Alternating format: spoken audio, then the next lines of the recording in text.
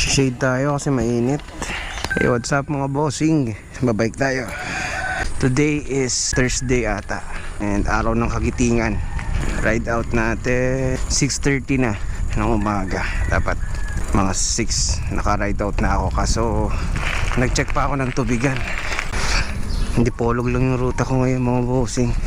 As much as possible makapag-bike ako ng thrice a week, 2 hours every ride. Kasi meron kaming annual medical check-up sa mga teachers. And then that time, I don't know, mataas yung aking BP. Yung misis ko nag-alala. Pinalaboratory ako ng sugar, cholesterol, uric acid, basta yung mga laboratory.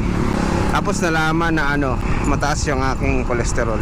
Hindi naman sobrang taas, 11 units yung taas. Example, 80 to 100 yung normal sa akin, above normal 111 ata.